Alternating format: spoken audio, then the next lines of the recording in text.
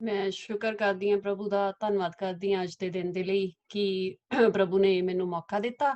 ਮੈਂ ਸ਼ੁਕਰ ਕਰਦੀ ਹਾਂ ਕਿ ਪ੍ਰਭੂ ਨੇ ਮੈਨੂੰ ਉਹ ਤਾਕਤ ਦਿੱਤੀ ਜਿਸ ਦੀ ਮੈਂ ਬਹੁਤ ਦੇਰ ਤੋਂ ਪਿੱਛੇ ਹਟਦੀ ਸੀ।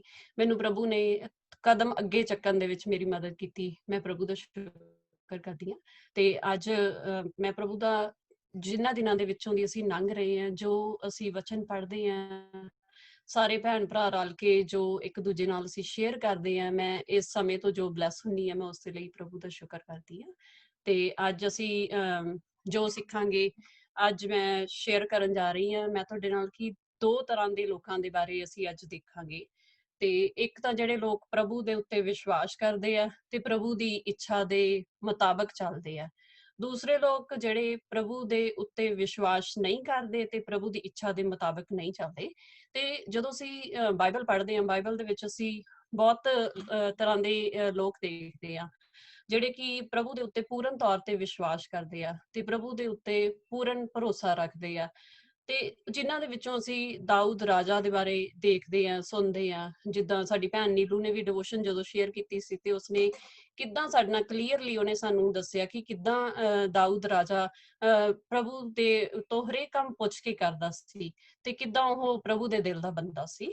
ਤੇ ਅੱਜ ਮੈਂ ਜਦੋਂ ਵਚਨ ਨੂੰ ਪੜ੍ਹ ਰਹੀ ਸੀ ਤੇ ਮੈਂ ਉਹਦੇ ਵਿੱਚ ਦੇਖਿਆ ਸੀ ਇਜ਼ਰਾਈਲ ਦੇ ਰਾਜਿਆਂ ਦੇ ਬਾਰੇ ਦੇਖਾਂਗੇ। ਇਜ਼ਰਾਈਲ ਤੇ ਯਹੂਦਾ ਦੇ ਰਾਜਿਆਂ ਦੇ ਬਾਰੇ। ਇਜ਼ਰਾਈਲ ਦੇ ਜਿਹੜੇ ਰਾਜੇ ਸੀ ਉਹ ਬਿਲਕੁਲ ਪ੍ਰਭੂ ਦੇ ਪਿੱਛੇ ਨਹੀਂ ਚੱਲਦੇ ਸੀ, ਪ੍ਰਭੂ ਨੂੰ ਪਿਆਰ ਨਹੀਂ ਕਰਦੇ ਸੀਗੇ। ਉਹ ਜਿਹੜੇ ਇਜ਼ਰਾਈਲ ਦੇ ਰਾਜੇ ਸੀ ਬੁੱਤ ਪੂਜਾ ਕਰਦੇ ਸੀਗੇ ਤੇ ਪਰਮੇਸ਼ਵਰ ਆਪਣੇ ਤੇ ਭਰੋਸਾ ਨਹੀਂ ਕਰਦੇ ਸੀ। ਉਸ ਦੀ ਬਜਾਏ ਉਹ ਮਿਸਰ ਦੇ ਰਾਜਿਆਂ ਤੇ ਭਰੋਸਾ ਕਰਦੇ ਸੀ। ਇੱਥੋਂ ਤੱਕ ਕਿ ਆਪਣੇ ਬੱਚਿਆਂ ਦੀਆਂ ਬਲੀਆਂ ਵੀ ਦਿੰਦੇ ਸੀਗੇ।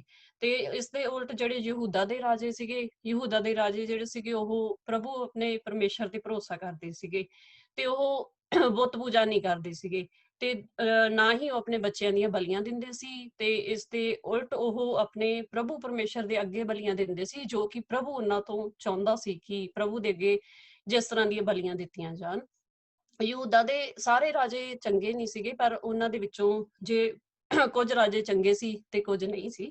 ਪਰ ਅੱਜ ਅਸੀਂ ਦੇਖਾਂਗੇ ਯਹੂਦਾ ਦੇ ਰਾਜਿਆਂ ਦੇ ਵਿੱਚੋਂ ਜਿਹੜੇ ਵੀ ਰਾਜੇ ਪ੍ਰਭੂ ਨੂੰ ਪਿੱਛੇ ਚੱਲਦੇ ਸੀ, ਉਹਨਾਂ ਦੇ ਵਿੱਚੋਂ ਅੱਜ ਅਸੀਂ ਰਾਜਾ ਹਿਜਕੀਆ ਦੇ ਬਾਰੇ ਦੇਖਾਂਗੇ ਕਿ ਰਾਜਾ ਹਿਜਕੀਆ ਕਿਸ ਤਰ੍ਹਾਂ ਪ੍ਰਭੂ ਦੇ ਉੱਤੇ ਪੂਰਨ ਭਰੋਸੇ ਦੇ ਨਾਲ ਚੱਲਦਾ ਸੀ, ਕਿਸ ਤਰ੍ਹਾਂ ਉਹ ਪ੍ਰਭੂ ਦੇ ਉੱਤੇ ਵਿਸ਼ਵਾਸ ਕਰਦਾ ਸੀ।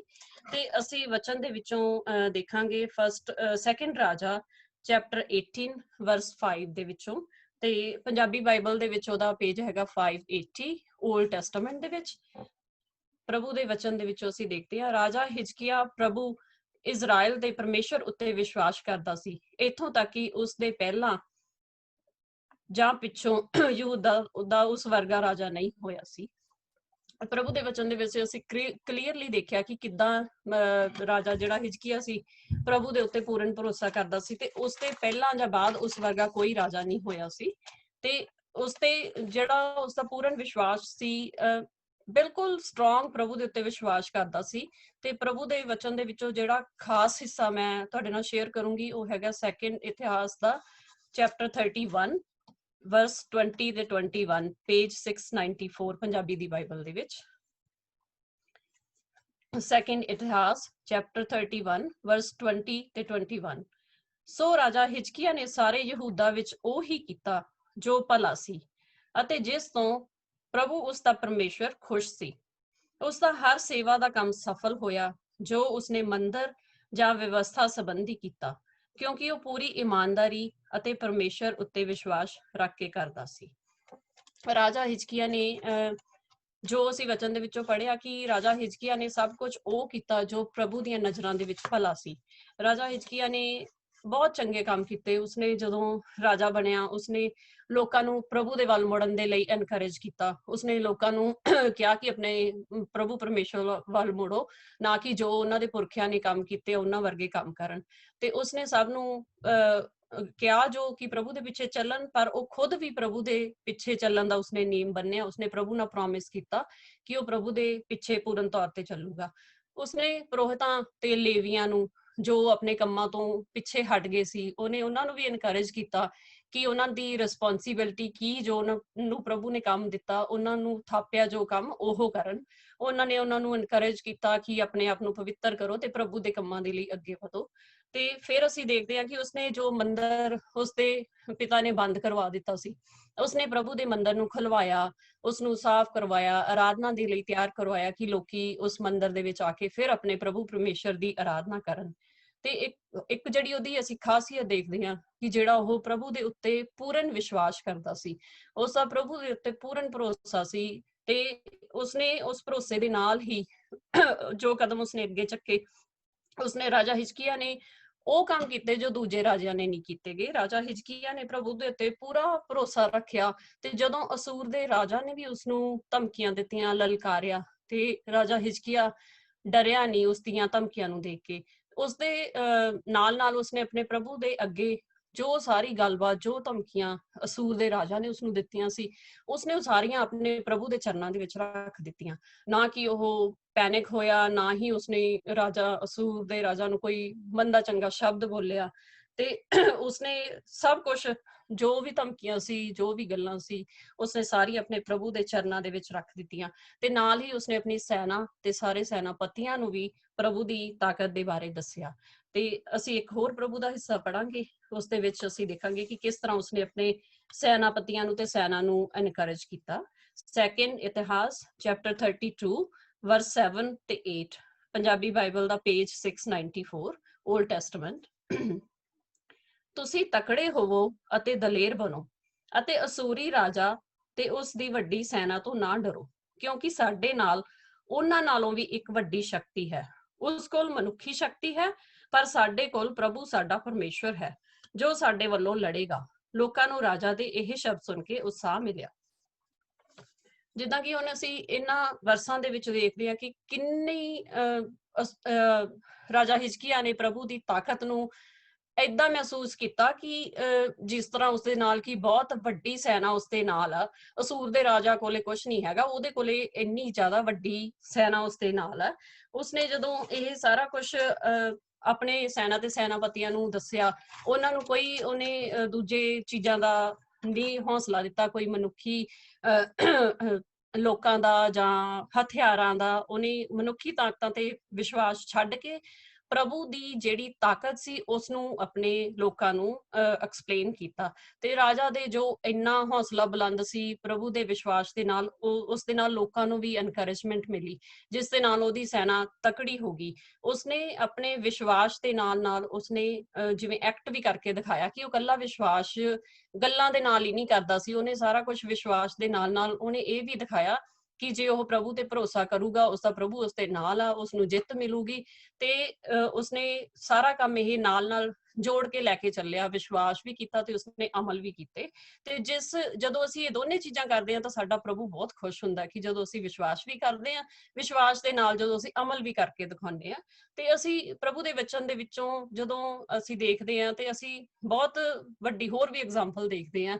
ਅਸੀਂ ਸਾਡੇ ਪਿਤਾਮਾ ਅਬਰਾਹਮ ਦੇ ਬਾਰੇ ਵੀ ਦੇਖਦੇ ਹਾਂ ਕਿ ਕਿਸ ਤਰ੍ਹਾਂ ਅਬਰਾਹਮ ਨੇ ਵਿਸ਼ਵਾਸ ਕੀਤਾ ਪ੍ਰਭੂ ਦੇ ਉੱਤੇ, ਵਿਸ਼ਵਾਸ ਦੇ ਨਾਲ ਉਸਨੇ ਅਮਲ ਵੀ ਕੀਤਾ ਤੇ ਜਿਨ੍ਹਾਂ ਦੇ ਰਾਹੀਂ ਉਹ ਪ੍ਰਭੂ ਦੇ ਅੱਗੇ ਉਚਿਤ ਠਹਿਰਿਆ। ਉਸਨੇ ਜਦੋਂ ਪ੍ਰਭੂ ਪਰਮੇਸ਼ਰ ਨੇ ਉਸ ਤੋਂ ਉਸਦਾ ਬੇਟਾ ਵੀ ਮੰਗਿਆ ਤੇ ਉਸਨੇ ਪ੍ਰਭੂ ਦੇ ਉੱਤੇ ਵਿਸ਼ਵਾਸ ਕਰਕੇ ਆਪਣਾ ਬੇਟਾ ਵੀ ਪਿੱਛੇ ਨਹੀਂ ਲੁਕੋਇਆ, ਕਿਉਂਕਿ ਉਸਨੂੰ ਪਤਾ ਸੀ ਕਿ ਉਸਦਾ ਪ੍ਰਭੂ ਹਰੇਕ ਚੀਜ਼ ਉਸਦੇ ਲਈ ਕਰ ਸਕਦਾ, ਉਸਦੇ ਲਈ ਕੋਈ ਮਾੜਾ ਨਹੀਂ ਕਰੂਗਾ, ਉਸਦਾ ਪ੍ਰਭੂ ਉਸਦੇ ਲਈ ਚੰਗਾ ਹੀ ਕਰੂਗਾ ਕੁਛ ਨਾ ਕੁਛ। ਤੇ ਉਸਨੂੰ ਜਦੋਂ ਪ੍ਰਭੂ ਪਰਮੇਸ਼ਰ ਨੇ ਅਬਰਾਹਮ ਨੂੰ ਉਸਦੇ ਦੇਸ਼ ਨੂੰ ਵੀ ਛੱਡਣ ਨੂੰ ਕਿਹਾ, ਉਹਨੇ ਤਾਂ ਵੀ ਬਿਨਾਂ ਕੁਐਸਚਨ ਕੀਤੇ ਆਪਣਾ ਦੇਸ਼ ਨੂੰ ਛੱਡ ਦਿੱਤਾ ਤੇ ਪ੍ਰਭੂ ਦੇ ਪਿੱਛੇ ਵਿਸ਼ਵਾਸ ਦੇ ਨਾਲ ਚੱਲ ਪਿਆ।